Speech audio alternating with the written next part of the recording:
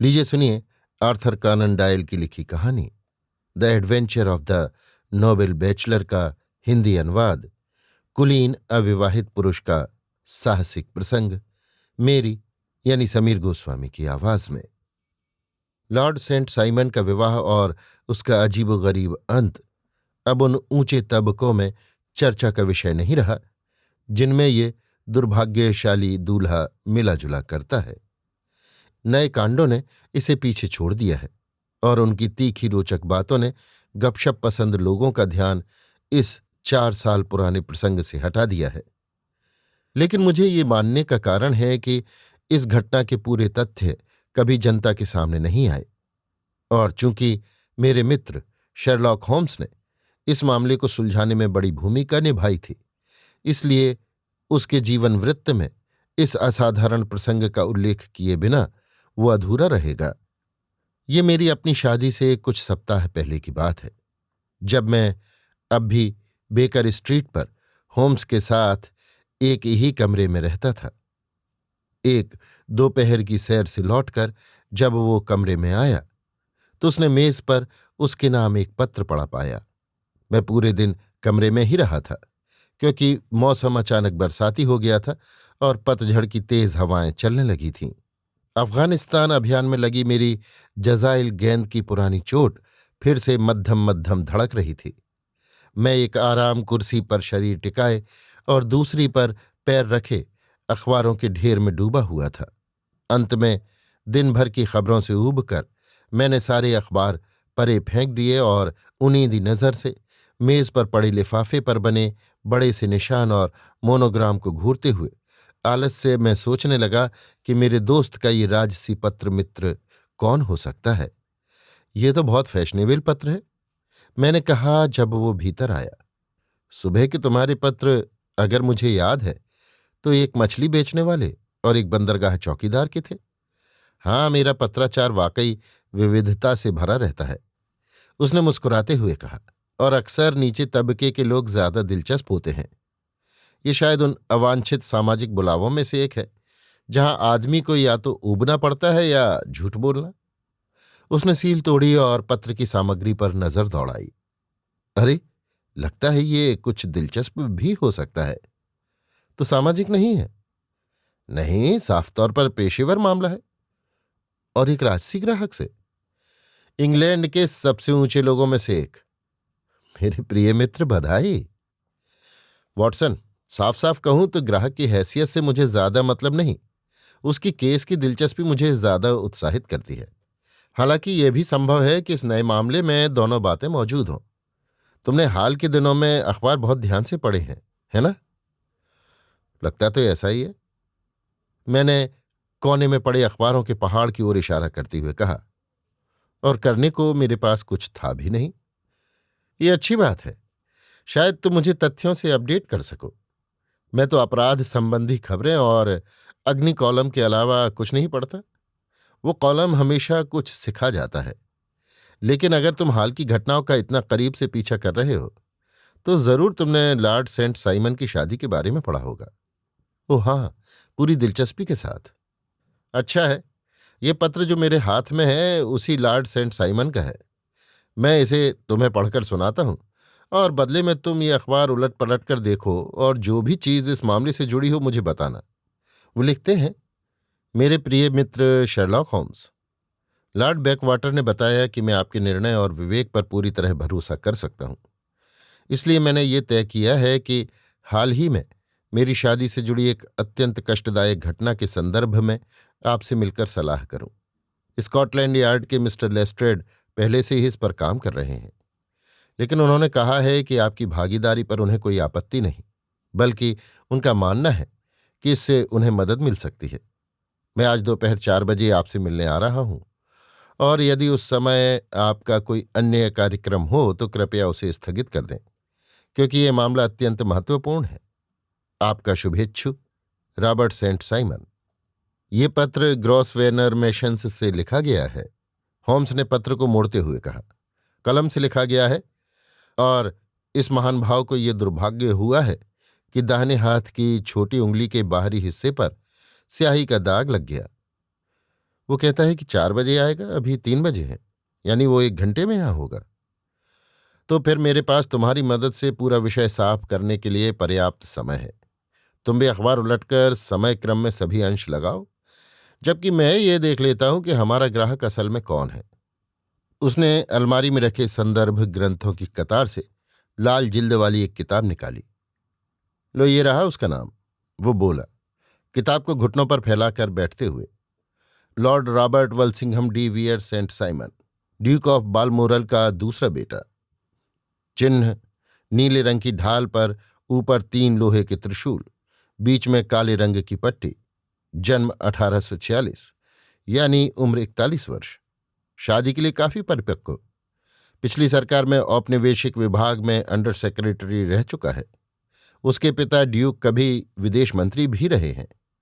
इनके रक्त में सीधे वंशानुगत रूप से प्लांटाजेनेट और मां की ओर से ट्यूडर वंश का रक्त है। हाँ, खैर, इसमें कुछ विशेष ज्ञानवर्धक तो नहीं। वॉटसन, अब तुम ही कुछ ठोस बताओ। मुझे ज्यादा दिक्कत नहीं होगी, मैंने कहा, क्योंकि सारी बातें हाल की हैं और घटना ने मुझे भी हैरान किया था। मैंने तुमसे इस पर चर्चा इसलिए नहीं की क्योंकि जानता था कि तुम किसी दूसरे मामले में व्यस्त हो और तुम्हें बीच में दूसरी बातों का आना पसंद नहीं। ओह, तुम उस ग्रोसवेनर स्क्वायर के फर्नीचर वैन वाले छोटे से मामले की बात कर रहे हो। वो तो अब पूरी तरह सुलझ गया, हालांकि शुरू से ही साफ था। चलो, अब अपने अखबारों से चुना हुआ जो भी मिला हो मुझे सुनाओ। ये रहा पहला नोटिस जो मैंने पाया। मॉर्निंग पोस्ट के व्यक्तिगत स्तंभ में छपा था, कुछ हफ्ते पहले का। लिखा है, एक विवाह तय हुआ है और अगर अफवाहें सही हैं तो बहुत जल्द संपन्न होगा।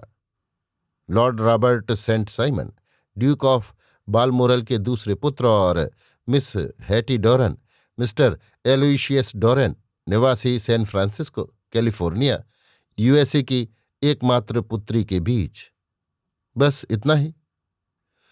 संक्षिप्त और साफ, होम्स ने कहा, अपनी लंबी पतली टांगें आग की ओर फैलाते हुए। उसी हफ्ते की एक सामाजिक पत्रिका में इसका और विस्तृत जिक्र था। आह, यहां है वो अनुच्छेद। जल्द ही विवाह बाजार में सुरक्षा की मांग उठेगी, क्योंकि मुक्त व्यापार का सिद्धांत इन दिनों हमारे घरेलू उत्पादों के खिलाफ भारी पड़ रहा है। एक के बाद एक ब्रिटेन के कुलीन घरों का प्रबंधन हमारे अटलांटिक पार के सुंदर रिश्तेदारों के हाथों में जा रहा है। पिछले सप्ताह इस आकर्षक आक्रमण सेना की सूची में एक और महत्वपूर्ण नाम जुड़ा है, लॉर्ड सेंट साइमन, जो 20 वर्षों से प्रेम देवता के तीरों से अछूते रहे, ने अब औपचारिक रूप से अपनी आसन्न शादी की घोषणा की है। उनकी भावी पत्नी है मिस हैटी डोरन, कैलिफोर्निया के करोड़पति की मोहक पुत्री। मिस डोरन, जिनकी सुडोल काया और प्रभावशाली चेहरा वेस्टबरी हाउस की दावतों में चर्चा का विषय रहा था, इकलौती संतान है और कहा जा रहा है कि उनका दहेज 6 अंकों से भी ऊपर जाएगा, भविष्य में और संपत्तियों की संभावना के साथ। चूंकि ये सर्वविदित है कि ड्यूक ऑफ बालमोरल को पिछले कुछ वर्षों में अपनी पेंटिंग्स बेचनी पड़ी और लॉर्ड सेंट साइमन के पास स्वयं सिर्फ बिर्चमूर नाम की एक छोटी सी संपत्ति है, इसलिए स्पष्ट है कि इस विवाह संबंध से लाभ सिर्फ कैलिफोर्नियाई उत्तराधिकारिणी को ही नहीं होगा, बल्कि राजसी पदवी मिलने से उनका एक गणराज्य की महिला से ब्रिटिश पियरनेस बनना बस एक आसान रूपांतरण होगा। और कुछ? होम्स ने ऊबती हुई जमुआई लेते हुए पूछा। ओह हाँ, बहुत कुछ। मॉर्निंग पोस्ट में एक नोट था कि विवाह बहुत सीमित रूप से होगा। स्थान होगा Saint George church, Hanover square में। केवल 6 अंतरंग मित्र बुलाए जाएंगे और शादी के बाद पूरा दल लैंकेस्टर गेट स्थित उस सुसज्जित मकान में लौटेगा जिसे मिस्टर एलोएशियस डोरेन ने किराए पर लिया है।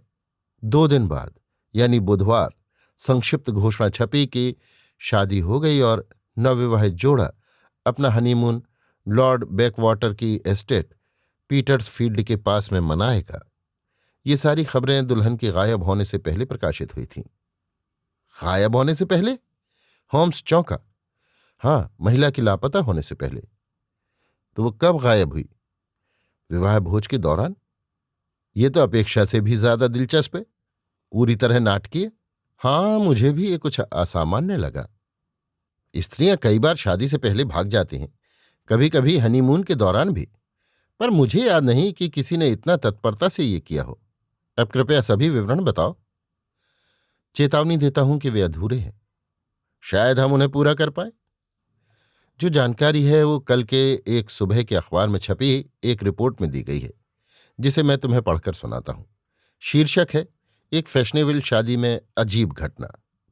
लॉर्ड रॉबर्ट सेंट साइमन के परिवार में उनकी शादी से जुड़ी विचित्र और दुखद घटनाओं के कारण भारी हलचल मच गई है। जैसा कि कल के अखबारों में संक्षेप में बताया गया था, समारोह परसों की सुबह हुआ था, लेकिन अब जाकर उन रहस्यमय अफवाहों की पुष्टि हुई है जो लगातार फैल रही थीं। दोस्तों ने इस प्रकरण को दबाने की पूरी कोशिश की, पर अब जनता का इतना ध्यान इस ओर खिंच चुका है कि मौन रहकर इसकी अनदेखी करने से कोई फायदा नहीं। शादी का समारोह Saint George Hanover square church में बहुत ही सीमित रूप से हुआ। उपस्थित लोगों में केवल दुल्हन के पिता Mister Aloysius Doran, duchess of Balmoral, Lord Backwater, Lord Eustace और लेडी क्लारा सेंट साइमन यानी दूल्हे के छोटे भाई बहन, और लेडी एलिशिया विडिंगटन थीं। समारोह के बाद पूरा दल मिस्टर एलोइशियस डोरेन के लैंकेस्टर गेट स्थित मकान पहुंचा, जहां नाश्ता तैयार था। बताया जाता है कि वहां एक महिला ने कुछ उपद्रव किया, नाम पता नहीं चल सका, जिसने जबरदस्ती भीतर घुसने की कोशिश की और दावा किया कि लॉर्ड सेंट साइमन से उसका कोई संबंध है। काफी कष्टदायक और लंबे झगड़े के बाद उसे बटलर और नौकर ने बाहर निकाल दिया। दुल्हन, जो सौभाग्य से इस अप्रिय घटना से पहले ही घर के अंदर जा चुकी थी, बाकी लोगों के साथ बैठकर नाश्ता कर रही थी, तभी अचानक अस्वस्थता की शिकायत करते हुए अपने कमरे में चली गई। देर तक न लौटने पर जब पिता ऊपर गए तो नौकरानी ने बताया कि वो बस एक क्षण के लिए कमरे में आई, कोट और टोपी उठाई और जल्दी से नीचे चली गई। एक नौकर का कहना है कि उसने एक महिला को उस वेश में घर से निकलते देखा, पर उसने ये मानने से इनकार कर दिया कि वो उसकी मालकिन थी, क्योंकि उसे लगा कि वो अभी भी अतिथियों के बीच है। जब मिस्टर एलोयशियस डोरेन को स्पष्ट हो गया कि बेटी गायब है, तो उन्होंने दूल्हे के साथ तुरंत पुलिस से संपर्क किया। कड़ी जांच शुरू हो गई है, जो उम्मीद है कि जल्द ही इस असाधारण घटना का रहस्य खोल देगी। पर कल रात तक इस बात का कोई सुराग नहीं मिला कि लापता महिला कहाँ है। इस मामले में षड्यंत्र की अफवाहें हैं और यह भी बताया गया है कि पुलिस ने उस महिला को गिरफ्तार कर लिया है जिसने प्रारंभिक उपद्रव किया था, क्योंकि शक है कि ईर्ष्या या किसी और कारण से उसका दुल्हन के गायब होने में हाथ हो सकता है।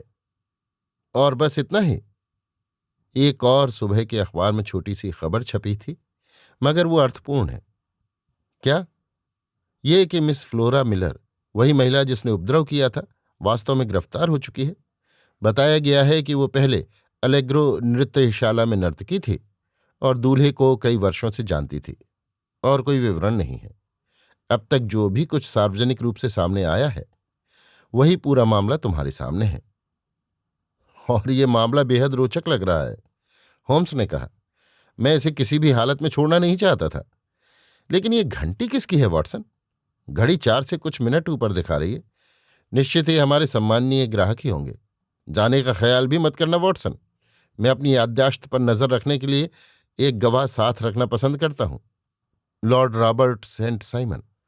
हमारे नौकर लड़के ने दरवाजा खोलते हुए घोषणा की। एक सज्जन कमरे में दाखिल हुए। चेहरा सुशिक्षित और आकर्षक, नाक ऊंची और रंग फीका, होठों पर कुछ अधीरता की छाया और आंखों में वो स्थिरता जो एक ऐसे व्यक्ति में होती है जिसकी जिंदगी हमेशा आदेश देने और पालन करवाने में बीती हो। उनका चाल ढाल चपल था, पर समग्र व्यक्तित्व उनकी असल उम्र से कुछ अधिक प्रतीत हो रहा था। चलते समय हल्का झुकाव और घुटनों में झुकाव सा था। जब उन्होंने चौड़े किनारे वाली टोपी उतारी तो दिखाई दिया कि बाल किनारों पर पके हुए हैं और ऊपर से पतले हो चुके हैं। पहनावा अत्यंत सलीके भरा था। सीमा तक पहुंचता हुआ बनावटीपन, ऊंचा कॉलर, काला कोट, सफेद कमीज बनियान, पीले दस्ताने, चमकदार जूते और हल्के रंग के गेटर्स। वो धीरे धीरे कमरे में बढ़े, सिर दाएं बाएं घुमाते हुए और दाएं हाथ में सोने के चश्मे की डोरी झुलाते हुए। नमस्कार लॉर्ड सेंट साइमन, होम्स ने उठकर झुकते हुए कहा। कृपया इस टोकरी कुर्सी पर बैठिए। ये मेरे मित्र और सहयोगी डॉक्टर वाटसन हैं। आपके पास सरक आइए, हम इस विषय पर बात करें। मिस्टर होम्स, ये मामला मेरे लिए जितना पीड़ादायक है, आप सहज ही समझ सकते हैं। मैं भीतर तक आहत हूं। सुना है कि आपने इस तरह के कई नाजुक मामलों को सुलझाया है, हालांकि शायद ऐसे उच्च वर्ग के नहीं। नहीं, बल्कि अब तो नीचे उठा लाया गया हूं, होम्स बोला। माफ कीजिएगा, मेरे पिछले ऐसे ग्राहक एक राजा थे। अरे सच? कौन राजा? स्कैंडिनेविया के राजा। क्या? क्या उन्होंने भी अपनी पत्नी खो दी थी? आप समझ सकते हैं, होम्स ने शांत स्वर में कहा, कि मैं अपने अन्य ग्राहकों के मामलों में वही गोपनीयता रखता हूं जो आपके मामले में रखने का वादा करता हूं। बिल्कुल सही, बिल्कुल सही। मैं माफी चाहता हूं।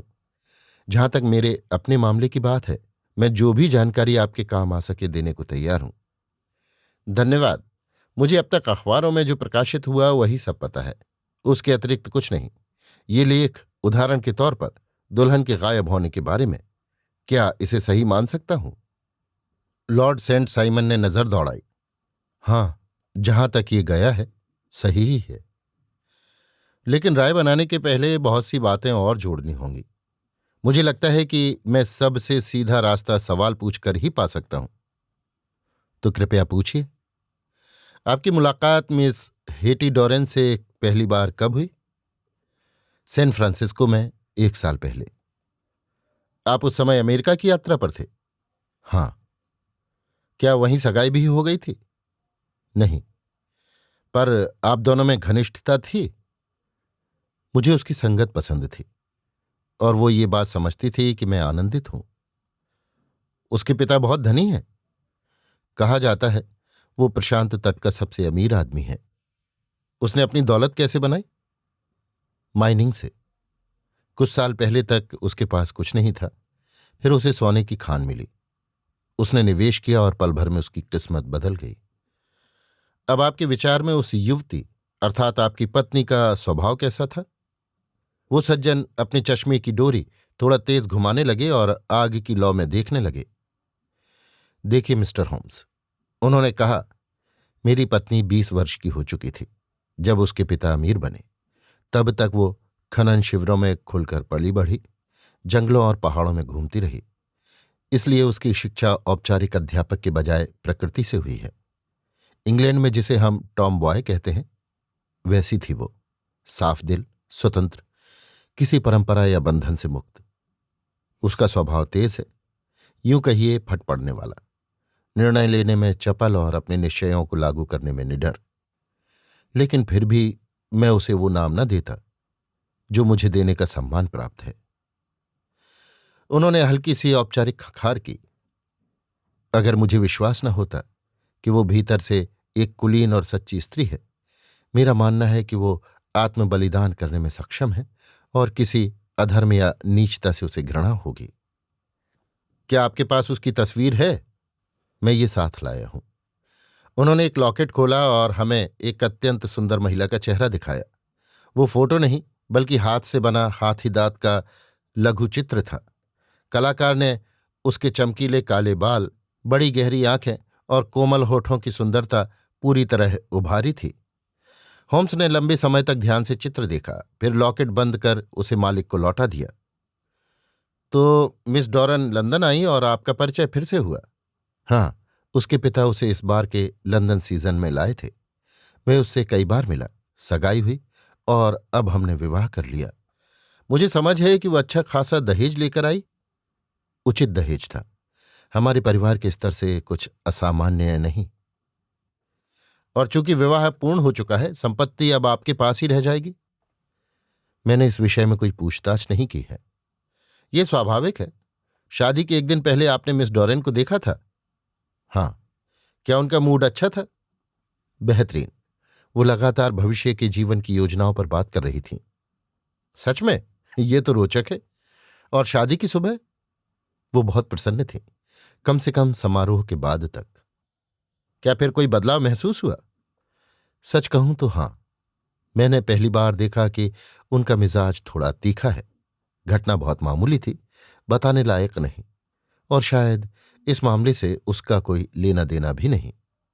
फिर भी कृपया हमें वो बताइए। वो तो बस बचकानी सी बात थी, उसने कहा। जब हम चर्च के वेस्त्री की ओर जा रहे थे, उसने अपना फूलगुच्छा गिरा दिया। वो सामने की बेंच के पास से गुजर रही थी और गुच्छा गिरकर उसी में चला गया। थोड़ी देर की रुकावट हुई, लेकिन बेंच में बैठे एक सज्जन ने उठाकर वो उसे वापस दे दिया और फूलों को कोई नुकसान नहीं हुआ। फिर भी जब मैंने इस बारे में उससे कुछ कहा तो उसने रूखे ढंग से जवाब दिया और घर लौटते समय गाड़ी में वो इस मामूली सी बात को लेकर बहुत ही परेशान दिखाई दी। सच? आपने कहा कि बेंच में कोई सज्जन बैठे थे, यानी कुछ आम लोग भी समारोह में मौजूद थे? ओ हाँ, चर्च खुला हो तो आम लोगों को रोका नहीं जा सकता। वो सज्जन आपकी पत्नी के परिचितों में से थे? नहीं नहीं, मैंने सिर्फ मर्यादा के लिए उसे सज्जन कहा। वो एक साधारण रंग रूप का आदमी था। मैंने ध्यान से देखा भी नहीं, लेकिन मुझे लगता है कि हम असल विषय से कुछ भटक रहे हैं। तो लेडी सेंट साइमन शादी से लौटने पर उतनी प्रसन्न नहीं थीं जितनी पहले थीं। घर पहुंचकर उन्होंने क्या किया? मैंने देखा वो अपनी नौकरानी से बात कर रही थीं। उनकी नौकरानी कौन है? नाम है एलिस। वो अमेरिकी है, कैलिफोर्निया से उनके साथ आई थी। क्या वो विश्वास पात्र है? कुछ जरूरत से ज्यादा ही। मुझे लगता था कि मेरी पत्नी उसे बहुत छूट दे देती है, मगर बेशक अमेरिका में इन बातों को अलग नजरिए से देखा जाता है। वो उससे कितनी देर तक बात करती रही? बस कुछ मिनट।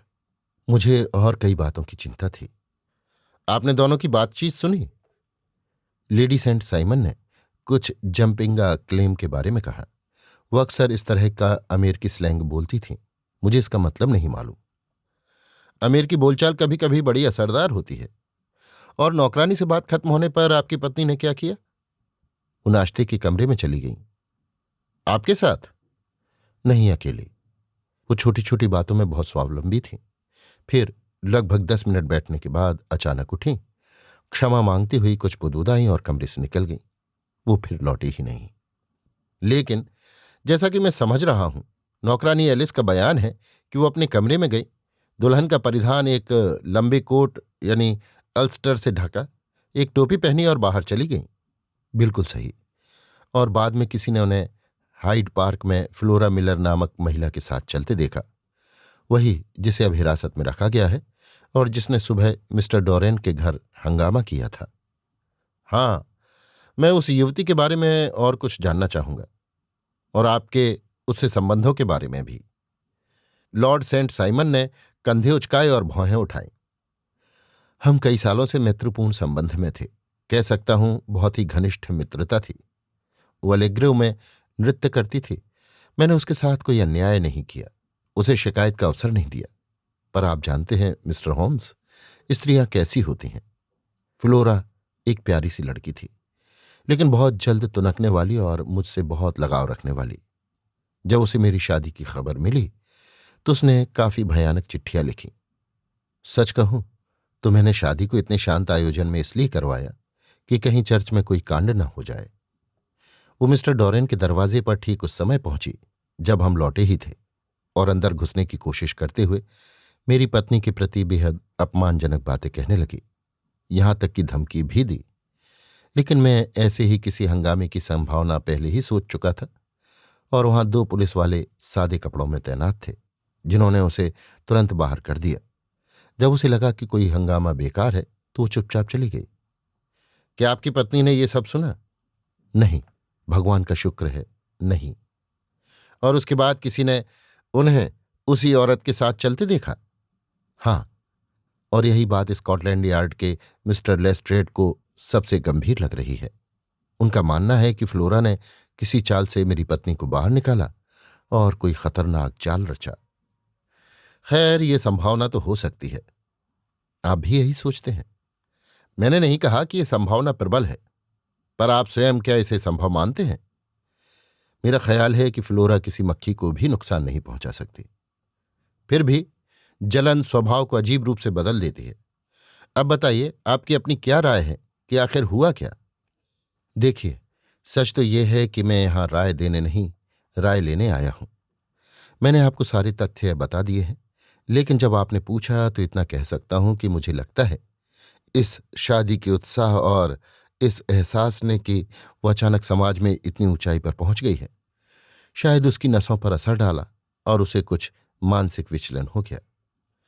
यानी आपके विचार में वो अचानक असंतुलित हो गई। ठीक यही। जब मैं सोचता हूं कि उसने मुंह मोड़ लिया, मैं ये नहीं कहूंगा कि मुझसे, बल्कि उससे जिसकी आकांक्षा कईयों ने की पर पा न सके, तो उसे किसी और तरह कैसे समझाऊं, यही सोचता है। हाँ, ये भी एक संभाव्य व्याख्या है। होम्स मुस्कुराया। और अब लॉर्ड सेंट साइमन, मुझे लगता है कि मुझे लगभग सभी तथ्य मिल गए। क्या पूछ सकता हूं कि नाश्ते की मेज पर बैठते समय आपकी जगह ऐसी थी जहां से खिड़की के बाहर देखा जा सके? हाँ, हम सड़क की दूसरी ओर पार्क तक देख सकते थे।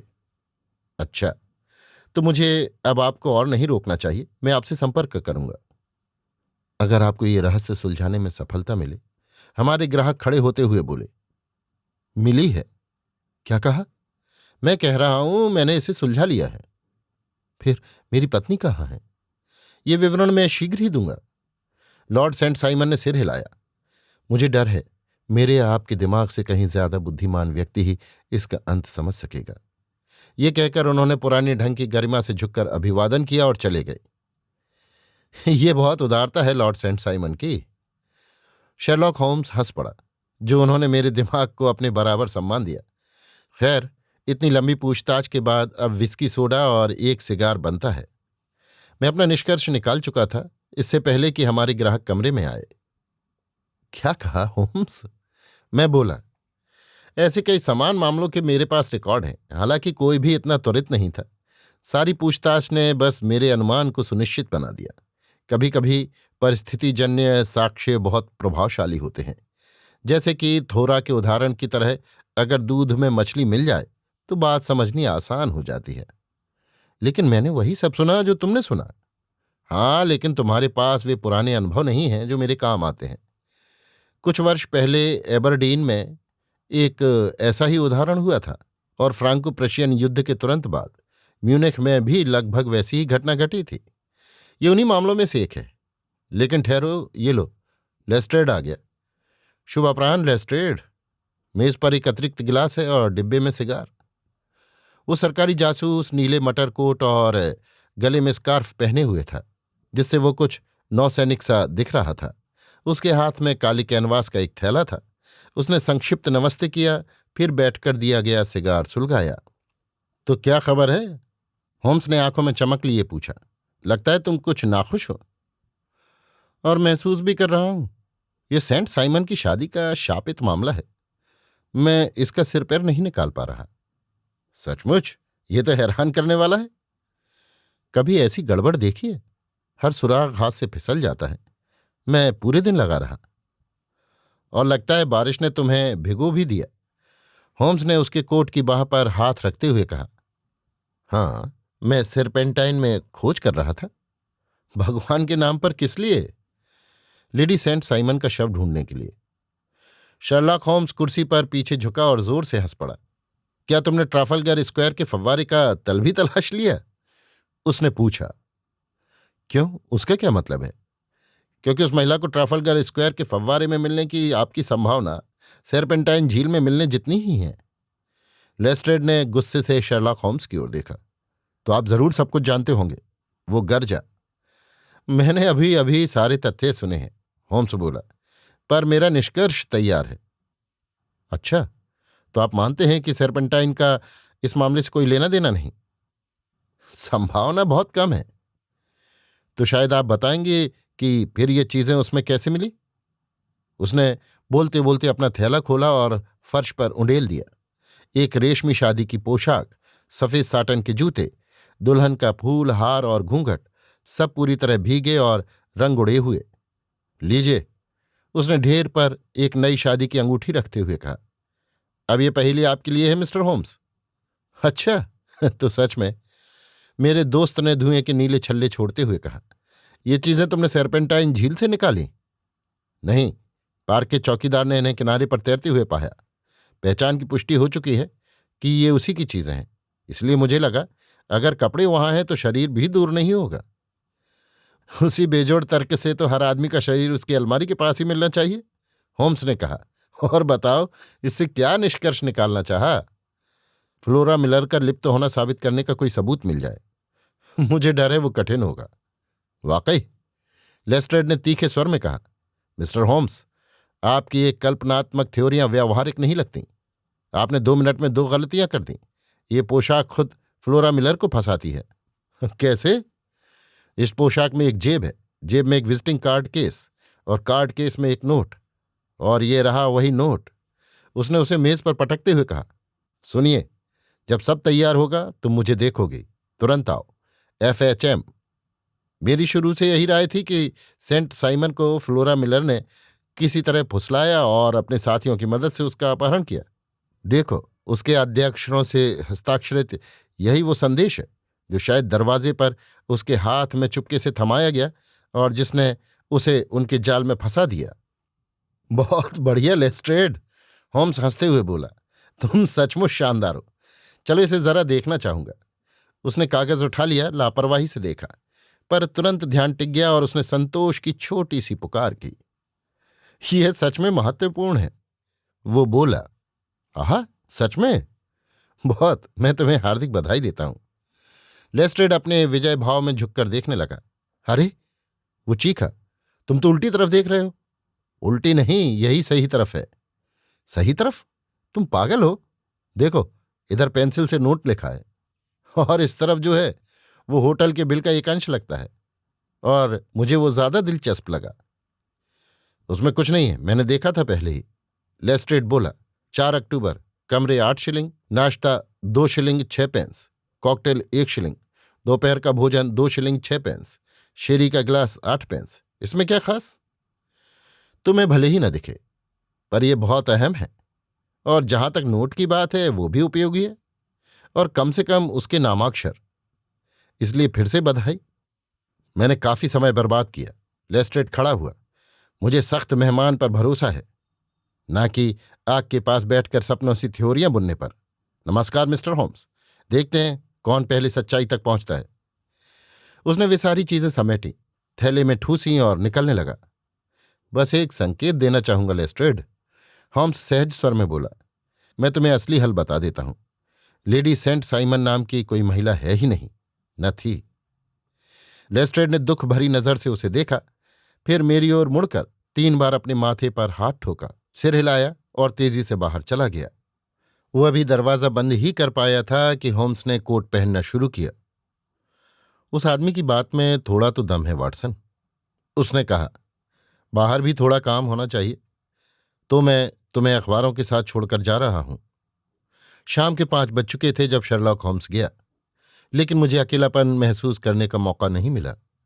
1 घंटे में ही मिठाई विक्रेता एक बड़ा सपाट डिब्बा लेकर पहुंचा। उसके साथ आए एक नौजवान की मदद से उसने डिब्बा खोला, और मेरी हैरानी के बीच हमारे मामूली से कमरे में एक शानदार ठंडी दावत सजने लगी।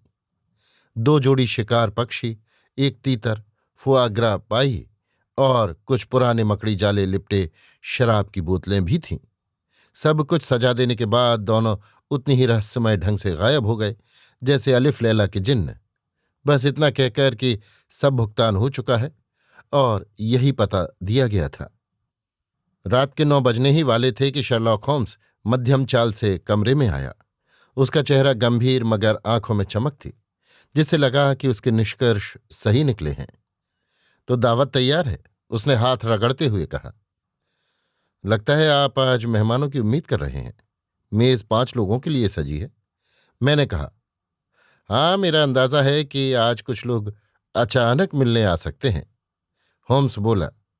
मुझे तो हैरानी है कि लॉर्ड सेंट साइमन अब तक नहीं पहुंचे। हाँ, लगता है अब सीढ़ियों पर उन्हीं के कदमों की आहट सुनाई दे रही है। वास्तव में वही दोपहर वाले आगंतुक थे जो बड़े आत्मीय ढंग से कमरे में दाखिल हुए। उनके चश्मे की डोरी पहले से ज्यादा झूल रही थी और उनके कुलीन चेहरे पर भारी बेचैनी छाई थी। मेरा संदेशवाहक आप तक पहुंचा? होम्स ने पूछा। हाँ, और मुझे मानना पड़ेगा कि उसमें जो लिखा था उसने मुझे हिला दिया। क्या आपको अपनी बात का पूरा प्रमाण है? सबसे पक्का प्रमाण? लॉर्ड सेंट साइमन कुर्सी पर ढह गए और माथे पर हाथ फेरते हुए बोले। ड्यूक क्या कहेंगे जब सुनेंगे कि परिवार का एक सदस्य ऐसे अपमान का शिकार हुआ? यह तो शुद्ध संयोग था, इसमें कोई अपमान नहीं माना जा सकता। होम्स बोला, आपकी दृष्टि भिन्न है। मुझे इसमें किसी की गलती नहीं दिखती। देखिए, उस महिला ने और कुछ नहीं किया होता तो मैं हैरान होता। हाँ, उसका तरीका अचानक सा था। वो अफसोसजनक जरूर है। मां न होने से उसे ऐसे कठिन समय में सलाह देने वाला कोई नहीं था। मगर ये एक सार्वजनिक अपमान था, सर। लॉर्ड सेंट साइमन ने मेज पर उंगलियां थपथपाते हुए कहा। फिर भी आपको उस बेचारी युवती की परिस्थिति को भी समझना चाहिए, जो इतनी असामान्य स्थिति में थी। मैं कोई रियायत नहीं दूंगा। मैं बेहद क्रोधित हूं और मेरे साथ लज्जाजनक व्यवहार हुआ है। मुझे लगता है कि घंटी बजी है, होम्स ने कहा। हाँ, सीढ़ियों पर कदमों की आवाज आ रही है। अगर मैं आपको सहानुभूतिपूर्ण दृष्टिकोण अपनाने को राजी नहीं कर सका, लॉर्ड सेंट साइमन, तो मैंने एक वकील बुलाया है जो शायद ज्यादा सफल रहे। उसने दरवाजा खोला और एक स्त्री व एक पुरुष को भीतर लाया। लॉर्ड सेंट साइमन, उसने कहा, आपका परिचय मिस्टर और मिसेस फ्रांसिस हे माल्टन से कराता हूं। महिला से तो आप पहले परिचित हो चुके हैं। ये दृश्य देखकर हमारे ग्राहक अचानक खड़े हो गए, आंखें झुकी हुई, सीना तनकर उभरा, हाथ कोट के भीतर, जैसे अपमानित गरिमा की मूर्ति हो। महिला आगे बढ़ी, हाथ बढ़ाया, पर उसने ऊपर देखने से इनकार कर दिया। शायद यही उसके संकल्प के लिए अच्छा था, क्योंकि महिला का चेहरा विनम्रता और सच्चे पश्चाताप से भरा था। तुम नाराज हो, रॉबर्ट, उसने धीरे से कहा, और होना भी चाहिए। मुझे किसी क्षमा की आवश्यकता नहीं, लॉर्ड सेंट साइमन ने कटु स्वर में कहा। हाँ, मैं जानती हूं कि मैंने तुम्हारे साथ बहुत बुरा बर्ताव किया और मुझे जाने से पहले तुमसे साफ साफ बात करनी चाहिए थी, मगर मैं हड़बड़ा गई थी। और जब से मैंने फ्रैंक को फिर देखा, तभी से मैं खुद को पहचान नहीं पा रही थी, समझ नहीं पाई कि क्या कर रही हूं। मुझे अब भी हैरानी है कि मैं उसी समय वेदी पर बेहोश क्यों नहीं हो गई। शायद मिसेस मॉल्टन, होम्स ने कोमल स्वर में कहा, आप चाहें तो वॉटसन और मैं कमरे से बाहर चले जाएं ताकि आप ये सब समझा सकें। अगर मेरी राय पूछें, उस अजनबी सज्जन ने कहा, तो इस मामले में पहले ही काफी गोपनीयता रखी गई है। जहां तक मेरा सवाल है, मैं चाहता हूं कि यूरोप और अमेरिका दोनों पूरी सच्चाई सुने। वो दुबला पतला झुलसा चेहरा लिए तेज हरकतों वाला व्यक्ति था, बिल्कुल साफ शेव किया हुआ। तो मैं हमारी कहानी यहीं शुरू करती हूं, महिला ने कहा। मैं और फ्रैंक पहली बार 84 में मिले थे, मैक्वायर कैंप में, जो रॉकी पहाड़ी के पास था, जहां पापा खदान में काम करते थे। हम दोनों की सगाई हो गई थी।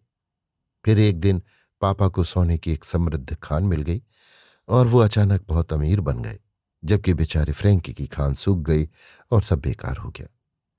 जैसे जैसे पापा की दौलत बढ़ती गई, फ्रैंक की किस्मत घटती गई। अंत में पापा ने हमारी सगाई तोड़ दी और मुझे फ्रिस्को, सैन फ्रांसिस्को ले गए। लेकिन फ्रैंक ने हार नहीं मानी। वो भी वहां आया और मुझसे चोरी छिपे मिला। पापा को पता चलता तो वो बहुत नाराज होते, इसलिए हम दोनों ने अपने बीच ही सब निपटा लिया।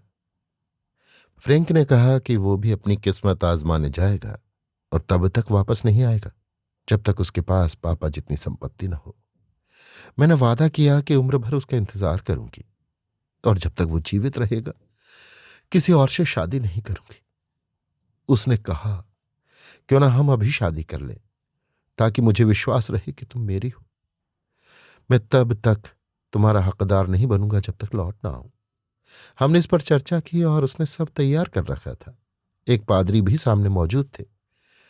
तो तभी वहीं हमारी शादी हो गई। फिर फ्रैंक अपनी किस्मत ढूंढने चला गया और मैं पापा के पास लौट आई। फ्रैंक की अगली खबर मुझे ये मिली कि वो मोंटाना में है, फिर एरिजोना में खनन कर रहा है, फिर न्यू मैक्सिको से उसका संदेश आया। इसके बाद अखबार में एक लंबी रिपोर्ट छपी कि खनिकों के कैंप पर अपाचे इंडियनों ने हमला किया और मृतकों में मेरे फ्रैंक का नाम था। मैं बेहोश होकर गिर पड़ी और महीनों तक बीमार रही। पापा को लगा मुझे टीबी है। वो मुझे सैन फ्रांसिस्को के हर डॉक्टर के पास ले गए। 1 साल से ज्यादा कोई खबर नहीं आई, इसलिए मुझे यकीन हो गया कि फ्रैंक सचमुच मर गया है। फिर लॉर्ड सेंट साइमन आए और हम लंदन आ गए। शादी तय हो गई। पापा बहुत खुश थे, लेकिन मैं भीतर से जानती थी कि इस दुनिया का कोई आदमी मेरे दिल में फ्रैंक की जगह नहीं ले सकता। फिर भी अगर मैंने लॉर्ड सेंट साइमन से शादी की होती तो अपना कर्तव्य निभाया होता। हम अपने प्रेम को नियंत्रित नहीं कर सकते, पर कर्म को जरूर कर सकते हैं। मैं वेदी तक इस नियत से गई थी कि जितना अच्छा मैं हो सकती हूं उतनी अच्छी पत्नी बनूंगी। लेकिन जरा सोचिए, मुझे कैसा लगा जब मैं वेदी के पास पहुंची और देखा कि प्रथम बेंच में फ्रैंक खड़ा मुझे देख रहा है। पहले तो मैंने उसे भूत समझा, पर दोबारा देखा तो वो वही था। आंखों में सवाल, क्या उसे देखकर मैं खुश हूं या व्यथित? मुझे नहीं मालूम मैं कैसे खड़ी रही। सब दृश्य घूमने लगा और पादरी की आवाज बस मधुमक्खी की भिन भिनाहट सी सुनाई दी। मैं समझ नहीं पा रही थी कि क्या करूं। क्या यहीं रुक जाऊं, चर्च में तमाशा बनाऊं? मैंने फिर उसकी ओर देखा। वो मेरी सोच समझ गया था। उसने उंगली होंठों पर रखी, संकेत दिया कि शांत रहो। फिर मैंने देखा वो कागज का टुकड़ा लिख रहा है। जब मैं लौटते समय उसके पास से गुजरी तो मैंने फूल गुच्छा उसकी बेंच में गिरा दिया और उसने फूल लौटाते समय वो नोट मेरे हाथ में रख दिया। उसमें बस एक पंक्ति थी, जब मैं संकेत दूं तो तुरंत मेरे पास आना। मुझे जरा भी संदेह नहीं रहा कि अब मेरा पहला कर्तव्य उसी के प्रति है, और मैंने निश्चय किया कि जो वो कहेगा वही करूंगी। वापस आकर मैंने अपनी नौकरानी को सब बताया, जो कैलिफोर्निया में फ्रैंक को जानती थी और हमेशा उसकी दोस्त रही थी। मैंने उसे कहा कि किसी से कुछ न बोले, बस कुछ जरूरी सामान बांध दे और मेरा लंबा कोट यानी अलस्टर तैयार रख दे। मुझे पता है कि मुझे लॉर्ड सेंट साइमन से बात करनी चाहिए थी, पर उनकी माँ और वहां मौजूद उन सभी बड़े लोगों के सामने ये कहना मेरे लिए असंभव सा था। मैंने तय कर लिया कि भाग जाऊंगी और बाद में सब समझा दूंगी। मैंने नाश्ते की मेज पर बैठते हुए मुश्किल से 10 मिनट ही बिताए होंगे कि खिड़की से सड़क के उस पार मैंने फ्रैंक को देखा। उसने मुझे इशारा किया और पार्क की ओर चलने लगा। मैं तुरंत उठी, कपड़े पहने और उसके पीछे निकल गई। जाते जाते एक औरत मुझसे लॉर्ड सेंट साइमन के बारे में कुछ बोलने लगी। जितना मैंने सुना उससे लगा कि शायद उसके पास भी शादी से पहले की कोई रहस्य कहानी हो। लेकिन मैं किसी तरह उससे बच निकली और थोड़ी ही देर में फ्रैंक तक जा पहुंची। हम दोनों एक घोड़ा गाड़ी में बैठे और सीधे उस मकान पर पहुंचे जो उसने गार्डन स्क्वायर में किराए पर लिया था। और यूं कही, ये वही असली शादी थी जो इतने सालों के इंतजार के बाद पूरी हुई। फ्रैंक को अपाचे इंडियनों ने बंदी बना लिया था। वो किसी तरह भाग निकला। सैन फ्रांसिस्को पहुंचा तभी पता चला कि मैंने उसे मरा समझ लिया है और इंग्लैंड चली आई हूं। वो मेरा पीछा करते हुए यहां आया और ठीक मेरी दूसरी शादी की सुबह मुझे पा लिया। मैंने इसका जिक्र अखबार में देखा था। फ्रैंक ने कहा, वहां चर्च का नाम था और तारीख, पर दुल्हन कहाँ रहती थी ये नहीं। फिर हमने बैठकर सोच विचार किया कि अब क्या करें। महिला ने कहा, फ्रैंक सब कुछ खुलकर करना चाहता था, पर मुझे इतनी शर्म आ रही थी कि बस गायब हो जाना चाहती थी, किसी को न दिखूं। शायद पापा को बस इतना लिख भेज दूं कि मैं जीवित हूं। यह सोचकर मुझे बहुत बुरा लग रहा था कि सारे लॉर्ड्स और लेडीज नाश्ते की मेज पर बैठे मेरे लौटने का इंतजार कर रहे होंगे। इसलिए फ्रैंक ने मेरी शादी की पोशाकें और बाकी चीजें बांध लीं, ताकि कोई मेरा पता न लगा सके और उन्हें कहीं फेंक आया जहां कोई ढूंढ न सके। हमारा इरादा था कि अगले दिन पेरिस चले जाएंगे, लेकिन तभी आज शाम मिस्टर होम्स खुद हमारे पास आ पहुंचे। मुझे नहीं मालूम उन्होंने हमें कैसे ढूंढ निकाला, और उन्होंने बहुत स्पष्ट और विनम्रता से बताया कि मैं गलत थी और फ्रैंक सही। अगर हम इस तरह छिप कर रहते तो खुद को दोषी बना बैठते। और उन्होंने ही सुझाव दिया कि हम लॉर्ड सेंट साइमन से आमने सामने बात करें, तो हम तुरंत यहां चले आए। अब रॉबर्ट, तुम पूरा सच सुन चुके हो। अगर मैंने तुम्हें दुख पहुंचाया है तो मुझे सचमुच खेद है। बस यही उम्मीद है कि तुम मेरे बारे में बहुत बुरा नहीं सोचोगे। लॉर्ड सेंट साइमन अपनी कठोर मुद्रा से जरा भी ढीले नहीं पड़े थे। वो भ्रू भंग करके और होंठ सिकोड़े पूरा बयान सुनते रहे। क्षमा कीजिए, उन्होंने कहा, लेकिन अपनी निजी बातों पर इस तरह सार्वजनिक चर्चा करना मेरे स्वभाव में नहीं। तो आप मुझे माफ नहीं करेंगे? मेरे जाने से पहले हाथ भी नहीं मिलाएंगे? जरूर, अगर इससे आपको कोई प्रसन्नता मिले। उन्होंने ठंडे भाव से हाथ मिलाया। मैंने सोचा था, होम्स ने विनम्र शब्दों में कहा, आप हमारे साथ एक सौहार्दपूर्ण रात्रि भोज में शामिल होंगे। आपकी ये अपेक्षा कुछ ज्यादा है, लॉर्ड सेंट साइमन ने उत्तर दिया। शायद मुझे हाल की परिस्थितियां स्वीकार करनी पड़ेंगी, पर मैं उन पर खुशी व्यक्त करने की स्थिति में नहीं हूं। अगर आपकी अनुमति हो तो अब विदा लेता हूं। उन्होंने सबको एक झुकते हुए सलाम में शामिल किया और कमरे से बाहर चले गए। तो मुझे उम्मीद है कि आप दोनों कम से कम मेरे साथ भोजन करेंगे, शेरलॉक होम्स ने कहा। मिस्टर मॉल्टन, किसी अमेरिकी से मिलना हमेशा सुखद होता है। मैं तो उन लोगों में से हूं जो मानते हैं कि बीते समय के एक राजा की मूर्खता और एक मंत्री की भूल ये नहीं रोक पाएगी कि भविष्य में हमारे बच्चे एक ही विशाल देश के नागरिक हों, जहां यूनियन जैक और स्टार्ड एंड स्ट्राइप्स एक ही झंडे पर मिले। हमारे मेहमानों के चले जाने के बाद होम्स ने कहा, यह मामला दिलचस्प रहा, क्योंकि इससे पता चलता है कि जो बात पहली नज़र में रहस्य जैसी लगती है, उसका समाधान कितना सरल भी हो सकता है। उस महिला द्वारा बताए गए घटनाक्रम से ज्यादा प्राकृतिक कुछ नहीं हो सकता, और स्कॉटलैंड यार्ड के मिस्टर लेस्ट्रेड की दृष्टि से उसे देखने से ज्यादा विचित्र कुछ नहीं। तो इस बार तुम्हें जरा भी चूक नहीं लगी? मैंने पूछा। शुरू से ही दो बातें साफ थीं। पहली, वो महिला शादी के लिए पूरी तरह तैयार थी। दूसरी, शादी के कुछ ही मिनटों में लौटकर उसने उसका पछतावा किया। इसका अर्थ था कि उसी सुबह कुछ ऐसा हुआ जिसने उसका मन बदल दिया। क्या वो किसी से बात कर पाई थी? नहीं, क्योंकि सुबह वो दूल्हे के साथ ही रही थी। तो क्या उसने किसी को देखा था? अगर देखा था तो वो अमेरिका से आया कोई व्यक्ति होना चाहिए, क्योंकि इंग्लैंड में उसका ठहराव इतना छोटा था कि इतने गहरे प्रभाव वाला कोई नया परिचित बन ही नहीं सकता था। इस तरह निष्कर्ष से निष्कर्ष निकालते हुए मैं इस विचार तक पहुंचा कि उसने किसी अमेरिकी को देखा होगा। अब वो कौन हो सकता था और क्यों उसका उस पर इतना असर? वो कोई प्रेमी हो सकता था या पति। मैं जानता था कि उसका युवा काल कठिन हालात और असामान्य वातावरण में गुजरा था। लॉर्ड सेंट साइमन की कहानी सुनने से पहले ही मैं यहीं तक पहुंच गया था।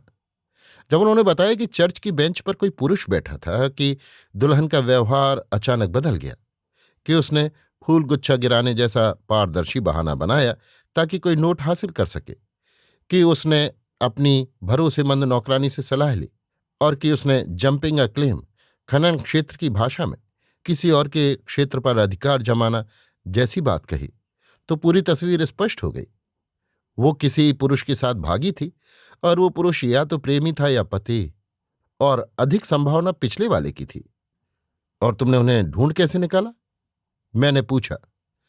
ये मुश्किल तो था, होम्स बोला, पर हमारे मित्र लेस्ट्रेड के पास एक ऐसी जानकारी थी जिसका महत्व वो खुद नहीं समझ पाया।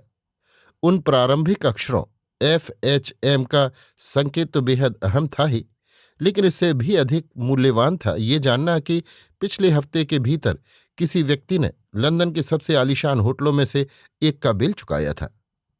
और तुम्हें कैसे पता चला कि वो होटल आलीशान था? मैंने पूछा। उन दरों से, होम्स ने उत्तर दिया। 8 शिलिंग रोज का कमरा और केवल 1 गिलास शेरी के 8 पेंस।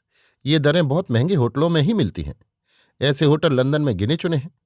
मैंने नॉर्थम्बरलैंड एवेन्यू के दूसरे होटल का दौरा किया और आगंतुक पुस्तक देखकर जाना कि फ्रांसिस H. माल्टन, अमेरिकी सज्जन, वहां से बस 1 दिन पहले ही निकले हैं। उनके नाम के आगे दर्ज मदों को देखने पर वही रकमें थीं जो उस बिल की नकल में थीं। उनके पत्रों का पता आगे भेजने के लिए लिखा था 226 गार्डन स्क्वायर। मैं वहां पहुंचा और सौभाग्य से वो दंपति घर पर मिल गया। तब मैंने उन्हें आत्मीय सलाह दी कि सबके सामने, विशेष रूप से लॉर्ड सेंट साइमन के प्रति, अपनी स्थिति स्पष्ट करना ही उनके लिए सबसे अच्छा होगा। मैंने उन्हें यहां बुलाने का आग्रह किया, और जैसा तुमने देखा, मैंने लॉर्ड सेंट साइमन को भी आने पर मजबूर कर दिया। पर उसका परिणाम कुछ अच्छा नहीं हुआ। मैंने कहा, उनका व्यवहार बहुत अनमना था। अरे वॉटसन, होम्स मुस्कुराया, शायद तुम खुद भी उतने उदार न रहते अगर इतनी कोशिशों के बाद प्रेम प्राप्ति और विवाह अचानक इस तरह छिन जाते। पत्नी भी चली जाए और संपत्ति भी। फिर भी हम लॉर्ड सेंट साइमन के प्रति सहानुभूति रख सकते हैं और ऊपर वाले का शुक्र मना सकते हैं कि हमें ऐसी स्थिति कभी नहीं झेलनी पड़ेगी। अब कुर्सी करीब खिसकाओ और मेरा वायलिन थमा दो। अब हमारे सामने सिर्फ एक रहस्य बचा है, इन उदास पतझड़ी शामों को कैसे बिताया जाए। अभी आप सुन रहे थे आर्थर कॉनन डॉयल की लिखी कहानी the adventure of the Nobel bachelor का हिंदी अनुवाद, कुलीन अविवाहित पुरुष का साहसिक प्रसंग, मेरी यानी समीर गोस्वामी की आवाज में।